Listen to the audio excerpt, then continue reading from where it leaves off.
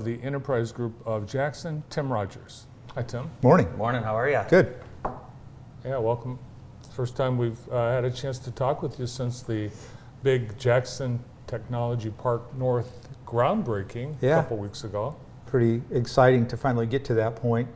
Now, that seemed like a lot of work, but now the real work is really has to start, and moving utility poles and dirt and sewer lines, and so hopefully that will get underway yet this year. You've, I think from day one, since you've been at the head of the EG, have said this community's number one issue in attracting and expanding is shovel-ready land. Absolutely. And now we have it. Well, it's not quite there yet, but we're in the process. We can sell it that it's going to be that way soon. So that, and now just making sure we have employees that will fill jobs. Those are the two big issues. So tell us what the property is like, what it could be used for, who potential suitors could be, Tim. So there's about a little over 140 acres there. It will be dedicated to the use of manufacturing. That's just the way the park's set up, so that we can capture the additional taxes for paying for some of the infrastructure. There'll be sites from 3 to 4 acres all the way up to 40 acres, but we can combine sites to have probably a site as big as 80 or 90 acres out of that 140. So the property is really high. It's not, doesn't have drainage issues. That was one of the keys that we really liked about it. Mr. Jenkins, the Jenkins family who's farmed it for years, were very good stewards of the property and made sure that it, wetlands can appear pretty quickly if you don't take care of property and put drainage tile in and so forth. So it's a really good piece of property. We'll have infrastructure road. We'll put a road in that will come in, probably 300, 400 feet or so, and then put a temporary circle drive in so that we don't have to put a road in and tear it out later if we have a big footprint building. And hopefully we'll be able to, we have to decide on bids in the next 60 days and get some work underway, yet this construction season. So, have you sent this to the folks at Stellantis yet? This actually is going out everywhere with some partners that we have working on social media things and starting to push out that its availability. Yeah. They probably would be ready for construction for new facilities in the next construction year. It won't be ready yet this year, but it's going to be done in a couple phases. The first phase will work on the infrastructure and road inside the park, which will start this year, and then all the county farm road improvements will be done next year. I brought up Stellantis. Just they were in the news recently. They were looking at Dundee, and of course went to Kokomo. Right. From your perspective, when a town like Dundee is putting all their eggs in that basket, hoping to get that, and then we're not even comparable to Dundee in size. We're huge compared to them. But when they have a chance to get something like that and then it doesn't happen, what's that like? I have always likened economic development to kind of a baseball scenario. You can chase attraction, and if you batted 100, you'd be an all-star. Yeah. And because that's how that works. Yeah. And from the day I've come here, I've said we've got to make sure that we keep our industrial base here strong, and we give them places to grow. Mm-hmm. If we're so lucky to have that kind of a process happen, that's great. Yeah. But that's not how you grow the economy of your community. Right. It's just not about the vacant land. That's for sure. Right. What about the baseball scenario of if you build it, they will come? If you don't build it, they won't come. There That's you the go. way you That's have to better. look at it. Yeah.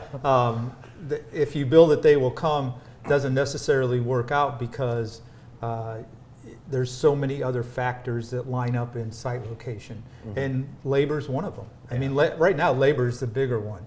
You can find a site pretty much anywhere if you're going to look, right? But finding the people that are going to work and have the skill sets, even in this time of uncertainty in the economy, the number of articles you read, what's likely to happen in a recession that I think we see coming is that skilled trades aren't going to be impacted like white collar and technology. That skilled trades are still there's a dire need for people that have this skilled trade background. When you talk to potential companies looking at Jackson, you don't use the Jackson County population as... No, our labor shed is 4 or 5 counties. Yeah. And the interplay between those back and forth is huge. So we always use numbers of our population base, 1 million to 1.5 million people. And that's a good thing and a bad thing, because those other surrounding counties can also, draw labor away from the Jackson market. Right.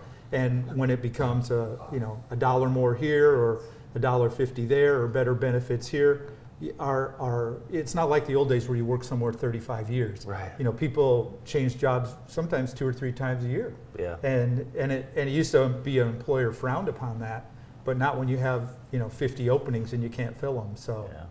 Has inflation affected some of the bids coming in? I was talking to a friend who's getting ready to build a house, and he's almost described it to me as like a stock market. Like, the cost is 40% less this week, so we're getting ready to maybe start. Is that similar to we what just you're did hearing? our bid openings for the industrial park last week, and the way our process has worked, as you guys know, because we've been involved with the EDA, the approval was over a year ago, and then you do all the paperwork. Well, the approval was based on numbers that we put together with Jackson County Highway Department a year ago. So yeah, the numbers came in substantially over what we had budgeted. Yeah. So now we have 60 days to try to find some additional resources, adjust the project. We really don't want to adjust the project description or the project goals at all, because if we do, then we have to go back to the EDA in Chicago and we have to start their whole legal review over again. And if you do that, during that time, the prices are just going to keep going up too. I can't imagine how long that would take. And if you think about it, somebody said, well, why would the prices go up? Well, dirt work, right? Dirt work is diesel. How much is diesel today versus it was 18 months ago? And you're putting a lot of diesel through bulldozers and earth movers, and so that's the world we have to live with. But I got to tell you, the leadership, Pete out at Blackman Township and the LDFA board, they're like, well, we're going to get this done, so we'll just have to go back and sharpen our pencil and figure out, where do we get the resources or how do we adjust? But we're way down that path. We're not going to go, oh, it's too hard, we can't do it. That's not how we operate. No, and we know that for sure. You guys have. It was amazing the amount of work that I learned went into getting this ready. Yeah. And you guys deserve so much credit. Thank That's you. a lot of work getting something like that ready. It is. What about all those incentives that the governor and the legislature are coming up with? I think they're designed primarily to keep the big three from building plants out of state, but is there any of that potential for money for Jackson? There was some Dundee money. That's kind of why I brought that up. They took some of that money but didn't get it. When that, if we get to the point, and those are usually major projects, right? Then the state will be at the table. But the state's been very supportive of us developing this throughout the last 24 months. And it's been more with infrastructure and with doing a lot of the investigation work you have to do on a site before you can actually get into the EDA process. So the state's been supportive. Most of the projects that I would see happening there are going to be smaller in scale. And to me, that's okay, because you have a more diversified industrial park then, and you keep your base more diversified. And you're not so subject to the crazy whims of the economy. But I think those dollars are there. I mean, if we get to the point of wanting to tap them, the MEDC will be supportive, absolutely. And we respond to RFPs for those projects all the time.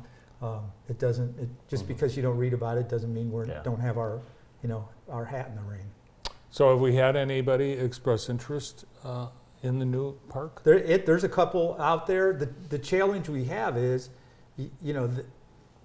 with as compressed a time frame as factories have to get built today, just like you said, the price is something. We want to order our steel today, and we can't say until we sign off on these bids, well, here's our construction schedule. We're close to that, but they're like, well, if you had a definite construction schedule, then you could go on this part of our cut list, right? So we're getting much closer to that, and it's just, we're playing a little bit of a shell game right now until we can get those bids signed and get dirt work underway. Some of the contractors told us in the pre-bid meeting that One of the challenges is going to be just getting materials. Sewer pipe, water pipe could have 9 to 12 month lead time.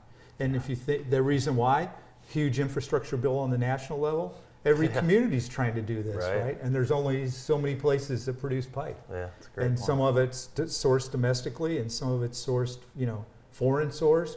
And with the EDA involved, we always have to make sure that they approve the source of where the material comes from. So if it was a private sector, we'd be in a different situation, but we're working in the public sector. So we have a few more hoops to jump through.